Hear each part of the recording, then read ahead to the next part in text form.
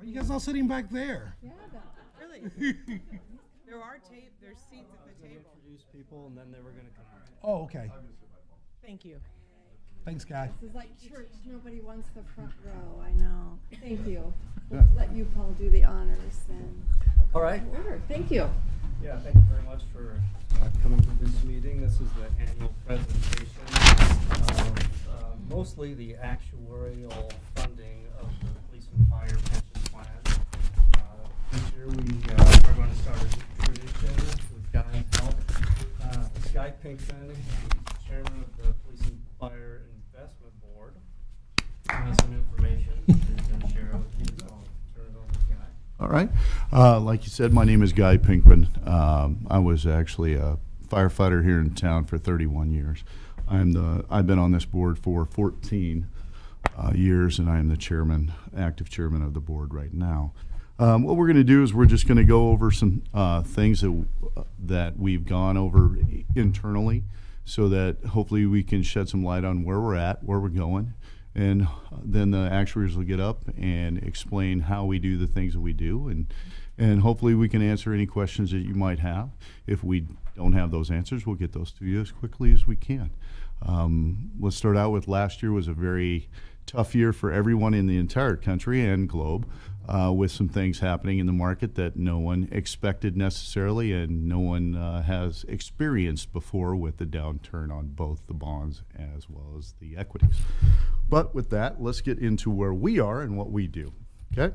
If you go to your page 11, it's just, whoops, oh, I'm sorry. I'm going to hand those out for everybody. Thank you. We've got some copies for you. Looks like you have some, but this might make it a little bit easier. I'll be a little more direct on it, so you don't have to flip through all of your stuff. Okay? Thank you very much. You're very kind. Just for a little background on myself, because you're probably thinking, why is a firefighter doing all this stuff? I've been doing this for quite some time. I'm also on a very large board that the President of the United States put me on twice in D.C., so I do have a little background in all of this. The board that I sit on there is called the Pension Benefit Guaranty Corporation. It is actually the ERISA side of the world, but we run $210 billion on that one. So there's 7 of us on that board, as well as the Secretary of Labor, Treasury, and Commerce. So with that in mind, if anybody ever asks you that the people that are on your investment board don't know what they're doing, you can tell them they're wrong. So we take it very seriously, and there's a lot of great expertise that comes into this. All right. Our consultant that we have employed in the last year is RVK, and they're doing a wonderful job of getting us information, allowing us to make some really good decisions, and I think you'll see that in this. On page 11, you're going to see our breakdown of where we have our money. It just gives you an allocation of where we are, what we're doing, and then we'll kind of just the market values for those right at the moment. Kind of straightforward. We do not have a 60-40 normal. I mean, that was what people used to do. If you've read anything, you'll know that that's probably one of the worst ones you could have had last year, and I'm going to show you that we did extremely well. I hate to say that we're one of the best losers last year, but we kind of were. In our peer group, we did extremely well. On page 12, you can note our asset allocation versus our target allocation. We have policies that we set internally so that we know where we're going, and we try to keep to those as closely as possible. We do have some ranges, but in that you can see we're really close to where we want to be. Okay, we're a little overweight in one, a little underweight in others, but it still meets where we're at on our allocation. Okay. If you don't have any questions on that, we can actually move on to page 14. Now, page 14 is going to give you a lot of information, and the top has some interesting little diamonds and dots, but what I'm going to show you is if you look at the bottom, the total fund, it says 3 years, because we always look at a 20-year outlet, so we're not necessarily looking just right now in this quarter, but if you look at that 3 year, you're going to see a 5.99. Right next to that, you're going to see a 2 in parentheses. That means out of our peer group, we're the second best plan that you can have out there. Okay? We're in the top 2% of that. So we beat yes, ma'am. What What is your peer group size? How many do we have in our? 250 to 500 million dollars, and I think there's 100 and something. Right. So anybody that matches us in the country for our size. So yeah. So it's not a small group. So we beat 98% of those other plans that were out there for the 3 years. If you look the 1 year, I hate to say we were one of the better losers, but we were 10.22 is what we lost last year. We were down, but we were actually beat 93% of all of our peer group. So our downside protection is there as well. We don't look just to make, but we also look not to lose. Okay. Of course, year to date hasn't been the greatest for a lot of people, but there we go. Quarter, we're back up a little bit. Now, if you look at the top, and I just basically wanted to point out that we've done extremely well in where we're going, and we hope to continue with that. Any other questions on that part? All right, well, let's move on to page 15. Page 15, I'd like you to look at that upper left chart. Okay, this is basically our risk and return. Okay, we don't like to risk a lot, but we want to make enough. And if we are in that upper left, that tells us our return is good and our risk is low. So that's what we're looking at. Remember when I just said downside protection? It really does matter. That's what we actually look for as well. We want to take some risk to make some, but we don't want to take a risk where we're going to lose too much. And we have done that consistently. Our peers are the gray boxes around, but if you look, our total fund is almost one of the best that is out there. Again, downside protection with making money and looking forward. Okay, that's an easy chart for us to just look at. Standard deviation ratio, Sharpe ratio, all that. If you want to get into that, we sure can. But I think that one just sums it up. We don't like taking risk. We want to get a good return, but we don't want to lose anything if we don't have to. Okay. And if you go to that last one, it just gives you an asset allocation, or it tells you our asset allocations, but everyone always wonders about fees. Are we paying too much for what we do? And I want to point out that our fees are 0.51, and that is one of the best that's out there. We're easily top, I think, quartile in our peer groups as far as low fees. So we take that into account as well, because every dollar matters, not only to our taxpayers, but to us as well. So we try to get the lowest fees we possibly can as well.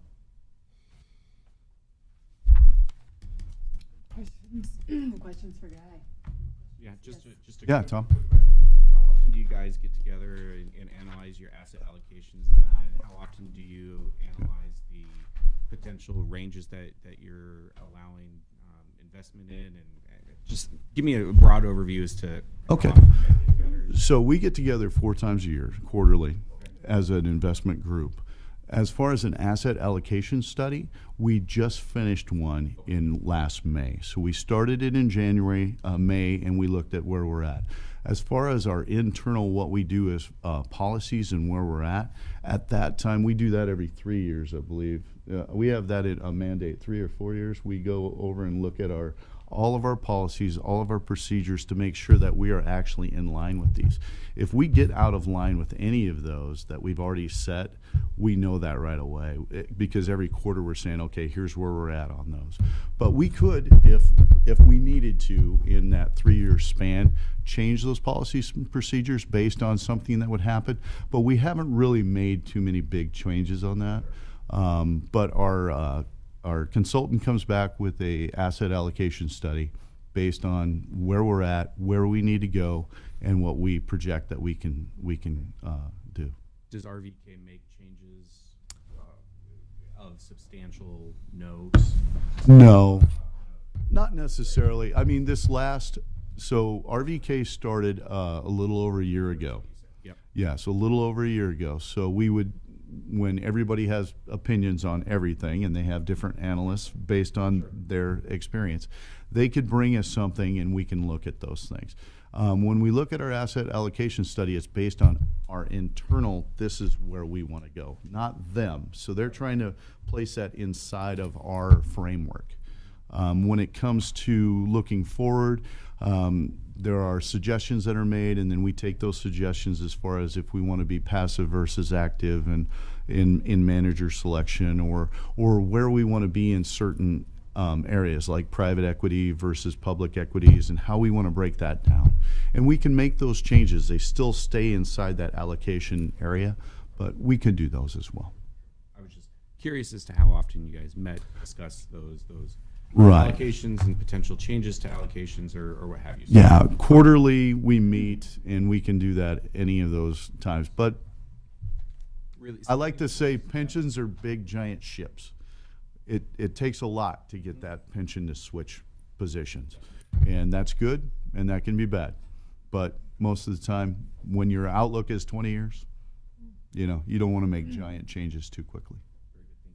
Thank you. Other questions for Guy? Good? All right. With that, I think we have some actuaries that really want to explain some things for you. Thank you very much. And if you ever have any questions, please feel free. Thank you. You bet. All right, our actuaries are up next. Yay. Pat, I'm gonna sit wherever you want me to sit. right there, we're So fine. you guys are. Pat Beckham, Brian Hoagie from Kavanaugh McDonald. They're located in Omaha. I think it's Bellevue or Omaha, closer. But they're going to do the annual presentation. It'll be similar in content to last year's, albeit the numbers changed. And I'll turn it over to these two. Welcome back. Appreciate it. Thanks, Paul. So we do have this presentation here. I think everybody has it in front of them. But like Paul said, we're going to here to talk about the annual actuarial valuation. And so we need to take our minds back a little bit. So this is as of August 31st, 2022. So all the asset information that you just saw is up to date. This is we're kind of going back a few months and taking a snapshot on that date. And that's really what we do every year, kind of the annual checkup on how the plan is doing on this annual basis. And we have to remember that it is a long-term funding obligation. So all of our assumptions are long-term looking, whether it's assets or how long people are going to work and retire and things like that. We're always looking forward to try to set up this plan for the long-term success. That said, a little background on how we calculate everything. We're basically taking every member in this system that is due a benefit or could be due a benefit, and we're going to value a liability for them. So this member may be able to retire at certain times. Once they start drawing a benefit, we need to estimate how long they're going to live, what their salary increases will be while they're working, and we come up with a liability or a number for this member. We do this for every member in the system. We also look at the asset side and kind of compare those two to see where we're at. Are we on budget to be able to pay these liabilities in the future? And if not, do we need to make any changes, change contributions or things like that? So that's kind of the real high level look at what we're doing here, and we'll get into some of the details. The big thing the valuation does is it does set the contribution amount for the city for 1 year out. So when we do the 8/31/22 valuation, we're really setting the contribution amount for the city for the year September 1, 23 through August 31, 24. So kind of 1 year in advance is what we're setting it just for time for budgeting and things. So again, we look at this every year, and it kind of helps us, get a gauge of where we're at and any changes we need to make. On slide 3, this is really the basic formula for funding a retirement plan. Real simple, but it kind of digs down to the how we get there. So C plus I equals B plus E, or contributions plus investment income will equal the benefits and the expenses paid from the system. So expenses are usually pretty minor in this equation, so it's really the benefits that are the big piece. And so we need to put in contributions and investment income and earn investment income to be able to pay those benefits in the future. These two pieces always have to balance, and it's kind of nice that we have a plan where we're pre-funding. So once a member starts, we're going to start funding for their benefit right away when they enter the workforce to be able to pay it in the future, instead of like a pay-as-you-go type plan like Social Security. Because there's been studies that I think it's about 70% of the benefits come from investment earnings in the long run. And so that's why it's good to kind of put this money in and let it grow with, presumably, our 7.35, 7.3% investment return assumption. If that changes, if one of those change, the other one has to go up or down to clearly make up for it. And you'll see that as we go through here with some of the details. So what happened in the actual evaluation? Slide 4. Biggest thing, there was really only one change to any of the assumptions, and that was our assumed investment return. Our forward-looking assumption on what we're going to earn on our assets came down from 7.35 to 7.3. This was scheduled, and next year's valuation is scheduled to come down to 7.25% again.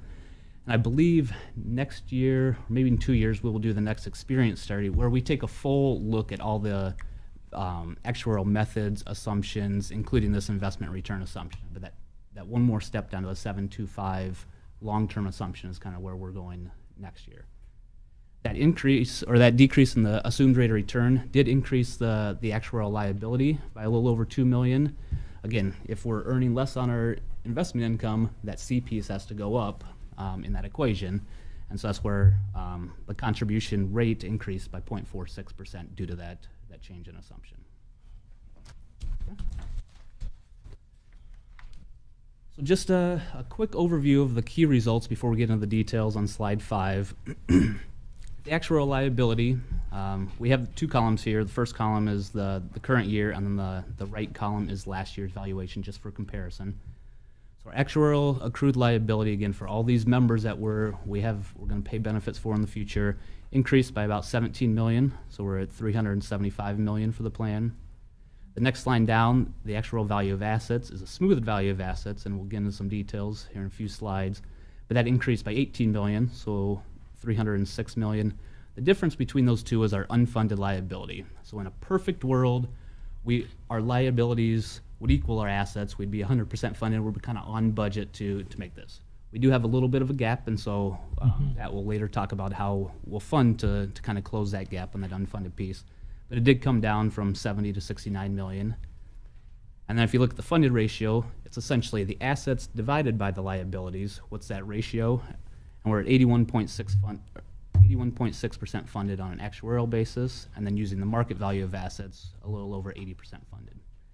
And this funded ratio being over 80% funded is kind of a key number here too, because with the Nebraska legislature, if you're under 80% funded, Paul gets the fun duty of going down there and talking to the legislature about where the plan is. So being above that 80% threshold is kind of a nice number to be at.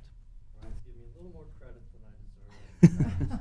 Ask Pat, Brian, to explain It's a the team legislature. effort. It's a team effort. Thank you. So the employer contribution rate came down from 18.4 down to 18.26%. We look at the payroll, or what we expect the payroll to be for when we're going to make this actual contribution. So we're looking at fiscal year end 24.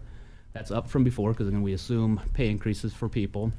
And so if you take those, multiply by each other, we're looking at 10.5% or 7.5 million for our contribution amount. So even though the rate came down because our expected payroll went up, it's a little bit more than what last year's contribution was of the 10.2.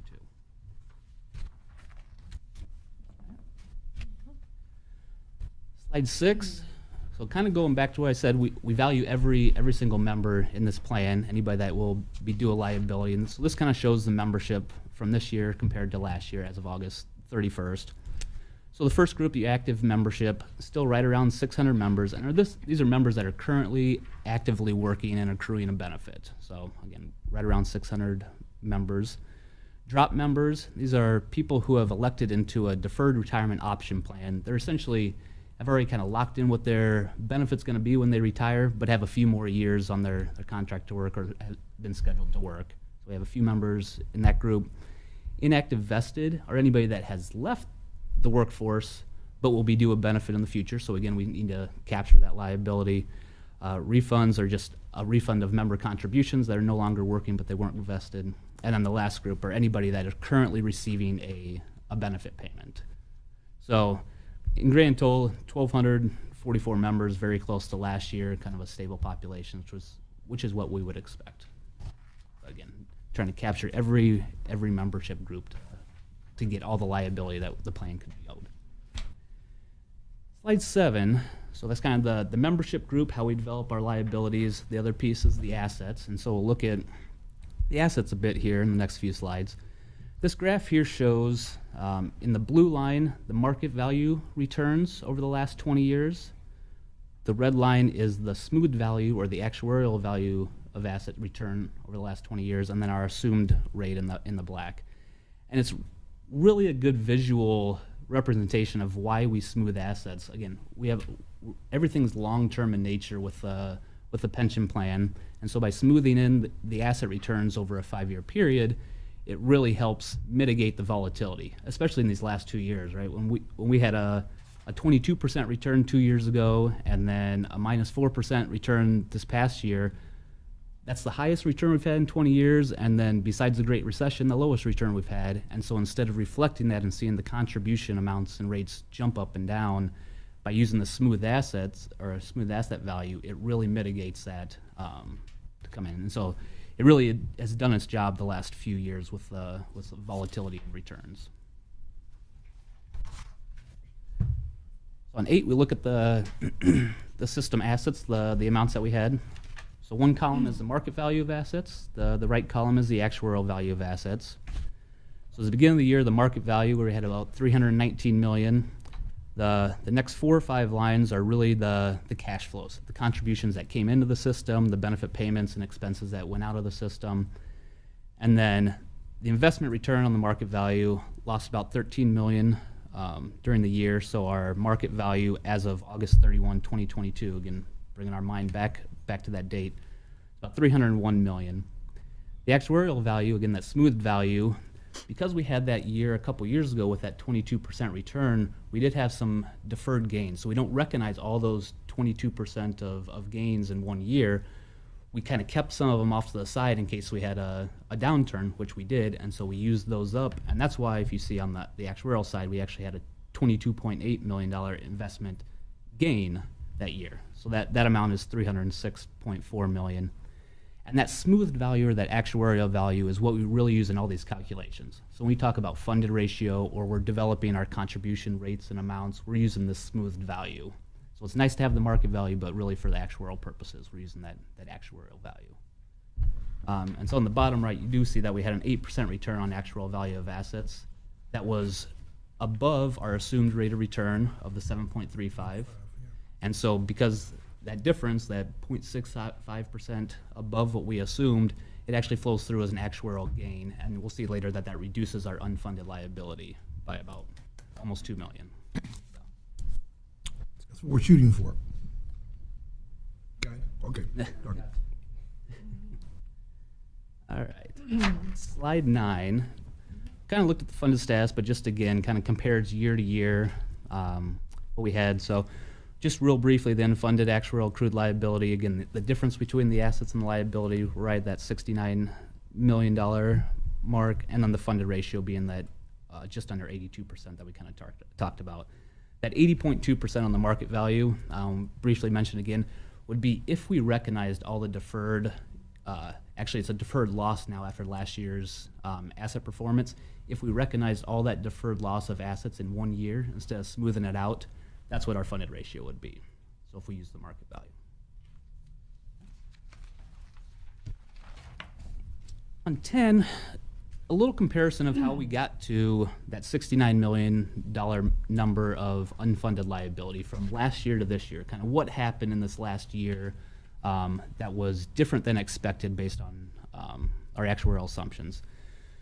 So just a few of them, we won't talk through all of them, but contributions above the actuarial amount. So we actually had more contributions come into the system than expected. So that goes straight to the bottom line. It reduces the unfunded by that $1.1 million. We talked about the $1.9 million decrease due to investment experience, that 8% on the smoothed value over the 7.35. So again, that's about $2 million that reduced the unfunded. We see that $2.1 million increase. Again, that was due to the changing of our assumption down from 7.35 7.3% long-term to the 7.35 down to the 7.3. And again, that increases our liabilities if we're assuming we're not going to make as much. I guess the one other piece there is the liability experience had $1 million increase, and this is just people didn't do exactly as expected based on our assumptions. And so the big driver here was members actually had higher salary increases than were expected, that were baked into our assumptions. So if people get more salaries, benefits are going to be bigger in the long run, and so that increases the liability. So overall pretty even, but came down by about $1.5 million. And then the last one, before I turn it over to Pat, just a look at the historical funded ratio. Sometimes it's nice to kind of see where we've been and kind of how things have changed over the last 20 years. So before the Great Recession, 08, 09, we were sitting about 100% funded. Clearly those couple years of rough years on asset returns kind of drove everything down for the next 4 or 5 years. Between 2014, 15, 16, there were some changes in the assumed rate of return. It lowered it, which again reduces your funded ratio by increasing your liabilities. And then we actually increased the assumed rate of return when the fund merged with the COLA fund, kind of that. So that's why you see some drop and then some back up in those few years there. And really since then we've been right around that 80% mark, which includes lowering the assumed rate of return from 7.5 down to where we're at now, the 7.3. So even while increasing the liabilities, we've kind of hung around that 80% threshold. So pause there if you have any questions on those before let Pat go with the contributions. Any questions at this point? Only a broad one. Yes. How do we get back to 100%? We're going to talk about that Yep. next. Thank you for that, setting us up for that. Thank you. All right. So, page 12. So Brian kind of explained this earlier. We value the liabilities, which are promises to pay benefits in the future. Compare that to the assets. We've already accumulated money to help pay those benefits. And then we need a funding policy to figure out how to close the gap between the two. Okay, and that's what this section is all about, calculating the actuarially determined contribution rate. So this plan is funded with contributions from both the employees and the city. And I mentioned that's very common for public plans, governmental plans. But if you go to the corporate sector and look at a defined benefit pension plan like this, they're almost all employer paid, 100%. So it's always good to recognize in the public sector, employees have skin in the game, so to speak. Then we have two pieces to the contribution rate. One is, it's called the normal cost. Don't ask me to explain why it's called that, but that's what it is. And it's the ongoing cost of the system. So if we have an active member working, there is normal cost for that person, okay? We're funding the benefit while they're working so that it accumulates enough money when they retire and they stop working that we have enough money in the trust fund to pay them out until they die. Okay, so that's the theory. So normal cost is how much has to go in every year for people who are actively working to pay their benefit when they ultimately retire. That number, that rate, because we tend to develop it as a percent of payroll, is not impacted by the assets. Doesn't matter if you're 120% funded or 40% funded, the normal cost rate is the normal cost rate. It's impacted by who's in your plan, what your benefit structure is, right? If you have better benefits, more expensive benefits, your normal cost rate's higher, and what your assumptions are. As Brian was saying, when we lower the assumed rate of return, that normal cost rate has to go up. If we're not going to get the money to pay benefits from investment return, we have to get it from contributions. The second piece of the contribution is the unfunded actuarial accrued liability payment, otherwise known as the UAAL payment. This is how we get back to 100% funded. Okay, so the system has a debt, so to speak, and that's the unfunded liability. So we figure out a payment schedule, how we bring in contributions to bring us to fully funded and eliminate that debt. The challenge is we measure that debt every year and it changes. So we're essentially shooting at a moving target. But the important thing is that we have a plan to get us from where we are now to 100% funded based on what we know right now. okay? This gets a little complicated, so we'll look on the next page and I think it'll make more sense. One important thing to remember is we are developing payments, excuse me, that are calculated as a level percent of payroll. And we expect payroll to increase just with price and wage inflation, okay? So the dollars that are funding this debt increase every year in the future, okay, over 20 years. And that makes a pretty big difference even if we're assuming a 3% payroll growth. Okay, so sometimes when we look at the funded ratio and projections, it doesn't just get us there quickly. It doesn't move the dial from 80 to 100 very quickly. And that's because in the earlier years, we're not putting a lot of the contribution towards the principal. Okay? But over the long run, we put more and more and more, and it does move us there. We are using something that's called layered amortization, and it's actually become kind of the industry trend as opposed to just one. I would compare it to, if you have a mortgage, you just have one amortization base and one payment, right? In this case, it's like we had our original mortgage, and we'll call that the legacy because that was the one that was left over when we started our new method. But then it's like, well, we decided to remodel the kitchen. So we take out a note with a separate payment schedule. And then we decide to finish the basement. And then we have a new payment schedule for that piece of our debt. So we have these kind of layers. And if you look at page 13, again, I think visually it's a little easier to understand. A lot of numbers, but we are actuaries, so. A couple of things to point out. You will see the very top row there, the 2016 UAAL base. There are still 22 years left on that base. Started out at 30, so we are making progress. And in 2 more years, that base will be 20, and every other base will be 20 or less, which is where, that was the goal when we made that change. And you can see we have every year something called an experience base. Brian explained, our assumptions are long-term assumptions. We do not expect them to be met every single year over a 20 or 30-year period. We know some years salaries will be higher, some years they'll be lower. Sometimes more people die than are expected, sometimes it's less. That all flows into this experience. Is it better than we anticipated with the assumptions or worse? So we have those every single year, and again, we set up a separate base over a 20-year period, whether it's positive or negative. If it's a negative, that was a gain, okay? Liabilities were higher, assets were lower, or assets were higher.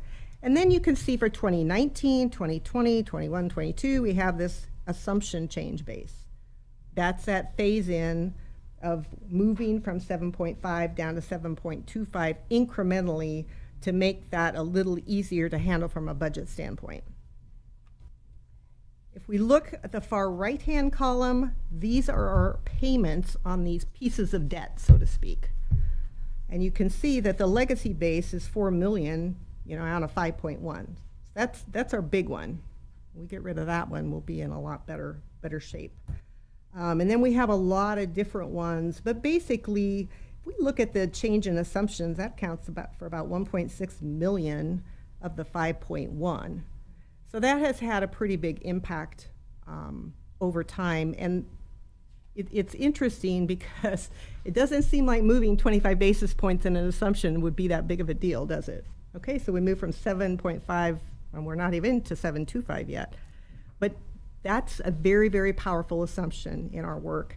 And so even moving 0.25% has a profound impact on liabilities and therefore costs. So at the very bottom of that page, you can see our payment for the UAAL is 9.81% of payroll. Okay, so that of the contributions, we need that much to move towards being fully funded in 22 years. That make sense? Okay. Page 14, I mentioned the employees contribute to this plan. We have different, what we call benefit tiers, different benefit provisions, and part of those benefit provisions include different employee contribution rates. And those have changed over time.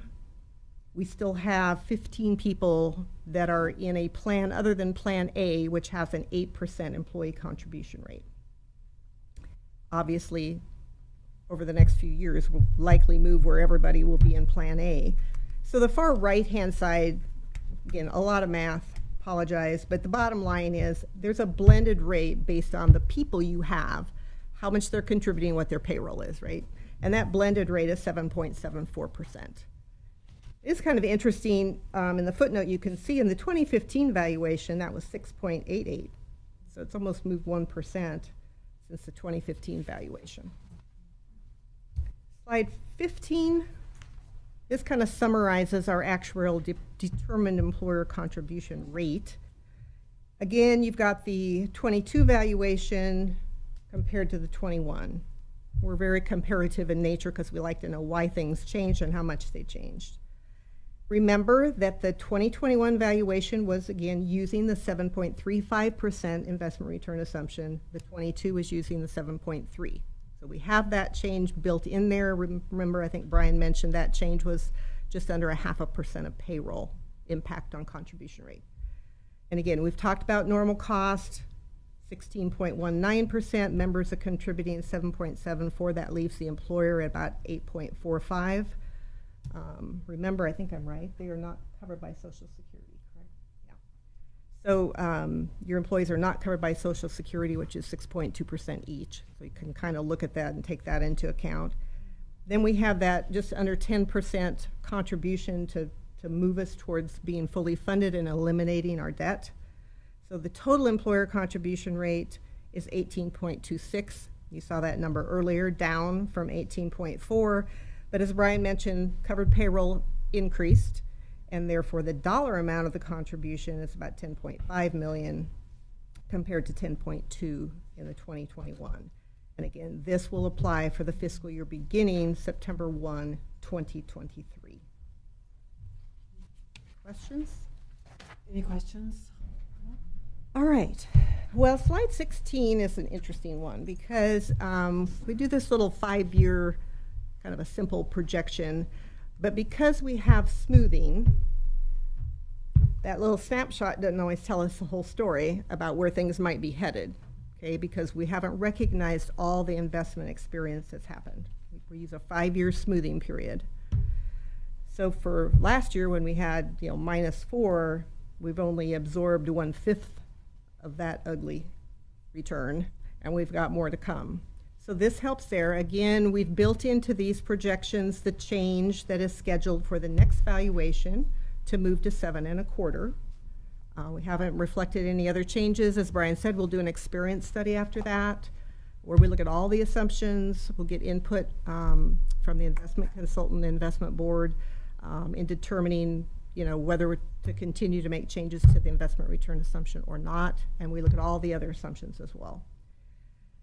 So you can see here these are fiscal years. So again, the 22 valuation sets the contribution rate for fiscal year 23-24. That's the 10.454. And then it kind of creeps up the next several years. The interesting thing is the big jump at the end. The loss that we had on investment experience from fiscal year 22 is about the same as the gain we had the year before. Remember, we had that very strong 22% return. So they kind of, during the smoothing period, they kind of offset each other until that last year when the gain from 21 is no longer there. But again, the loss from 22 investment return is. So that's the pop at the end. Now, you and I know that in the next 4 years, something else is going to change, particularly on the investment side. So these are more for kind of general trend to kind of help the city anticipate where things might be headed. Again, this is assuming all the assumptions are met going forward, and that's a big assumption for investment return. Slide 17, a little bit of a historical look at employer contributions. Again, I think Brian mentioned this, when the plan is close to 100% funded, you're just paying normal cost, okay? But then we went through a period where investment experience was lower, assumptions were getting changed that increased the cost. you'll see that the blue bars are the actual contributions, and the red line is the actuarial contribution. So based on sort of the funding policy in place, that's how much money, according to the valuation, should have been contributed. And so there were a number of years where the actual contributions are below the red line, but you can see that since 2017, they have been equal to, or in fact above, the last 2 years, the actuarial determined contribution. That is very, very important in a well-funded plan. It seems so silly to say this out loud, but if you don't fund these plans, they don't work. If you have a 401k and you don't fund it, it doesn't work. So it doesn't matter what kind of a retirement plan you have to fund it. And the discipline to fund according to an actuarially determined rate, which you now have in your ordinance, it says the city will contribute that, is super important. If you look at well-funded plans across the United States, they all follow that kind of discipline.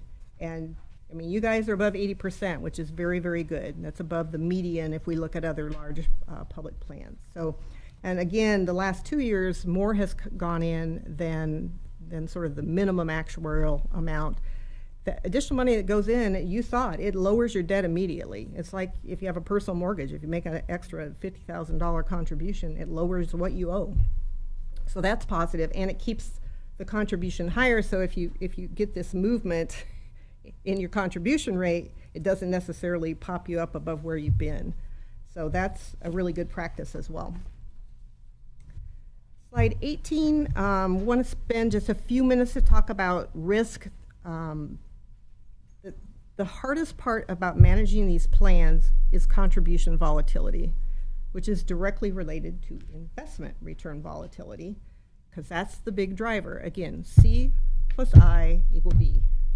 And I is wild. It's a wild ride, and we don't want that wild ride on the seaside, right? From a budgeting standpoint, nobody likes that. Very hard. So we're trying to communicate and help you understand how important that investment return experience is and the impact it has on contribution rates. So what you have on slide 18 is 3 different scenarios. The blue line is the happy line. All the assumptions are met every single year, and all we can guarantee you is that won't happen. It might happen over the long run, but it will not happen exactly over the next 4 years. And I put that out there. Maybe the universe will prove me wrong, and that would be good. But you can see the general trend. We saw that in the 5-year projection. The rate goes up a little bit, particularly in the last year as we swallow that last piece of 5-year smoothing on the minus 4% return from 22.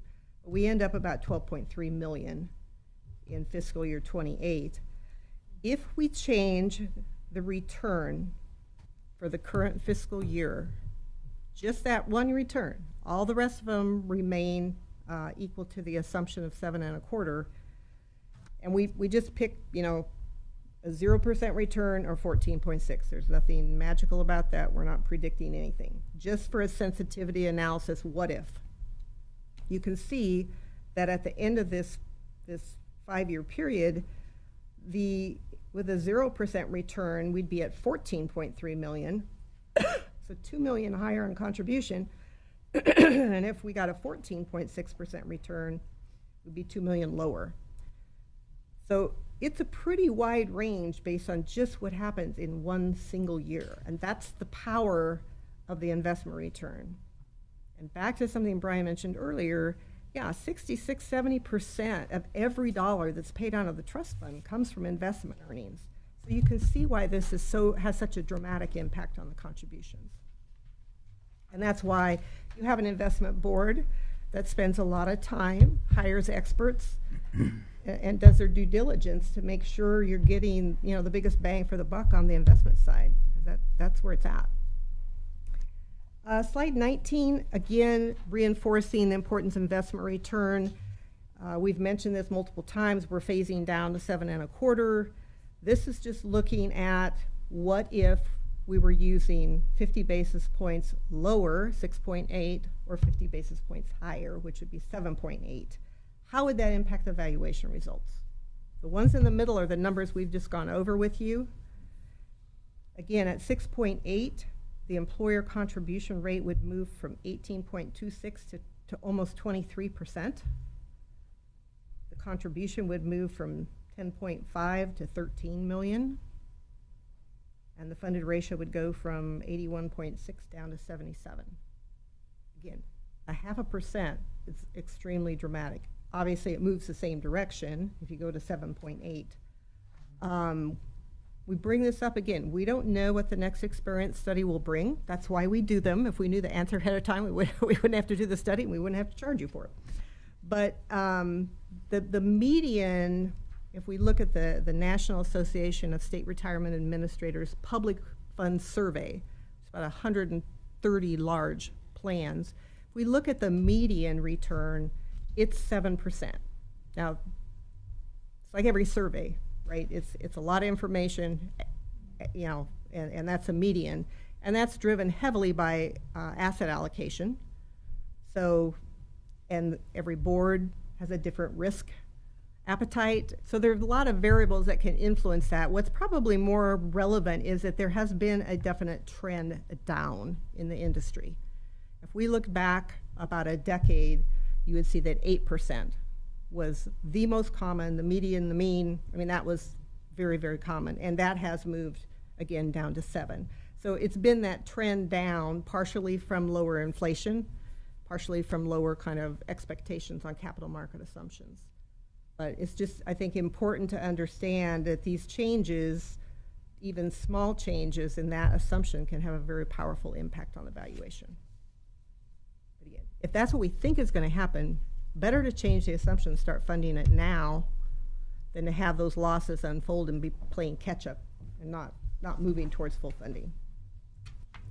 So I will wrap on slide 20. We've talked about this, but we keep mentioning it because it's important that we're changing that investment return assumption. That's a little bit of headwind for our funding. We had that $2 million increase in the unfunded liability this year. We have our final step next year. We'll be at 7.25. The good news is we are above 80% funded, so we don't have to go visit our friends at the legislature. I think Brian covered the plan experience. We had some gains, we had some losses. It's kind of nice when that happens because it kind of averaged it out and we don't see a dramatic change. So again, the last bullet there is probably the most important, is just to, you know, remember, and I know we say this every year, but what happens in the future is heavily, heavily impacted by the actual investment return, which none of us can predict. So, like I said, it's a bit of a wild ride. We use asset smoothing method to try to mitigate that impact in any one year, but it's just a timing factor. It doesn't make the ugly go away. It just breaks it into 5 pieces, and we hope usually when the market goes down, there's some kind of a bounce back, and that's what that smoothing. It gives the market time to kind of recover without the, you know, the poor pension plan and the budget going crazy. So I think that's it. The last slide just says, you know, we're actuaries and we were stupid enough to take a lot of exams to get our letters behind our name. Happy to answer any other questions you might have. Thank you. Questions, comments? Took us to school, that's for sure. Sorry, it's No, our job. It is your job. Very good. I really appreciate everything. Anything at all, Councilman Trump? Are you good? Yes. No, maybe. Yes. No questions at this time. Okay, great. Thank No you. questions at this time, but boy, am I thinking. A lot to process. Yeah. We want to know when everything's going to come back up. Can you Can't help us answer on a that. personal level? We really appreciate all your work and for coming Thank you. down today. Thank you very, Yeah. very much. Well, thank you. Appreciate your It was a attention. nice day to get out of the office. It was a good day to be on the road. Yeah. So there you go. Thank you. Thanks again. People out there. Yeah. All right. We'll be adjourned until our 2 o'clock directors meeting. Yay. Thank you. So it's a decrease from 7.3 to 7.35. Yeah. Yeah. Is that enough of a reduction? Is the market?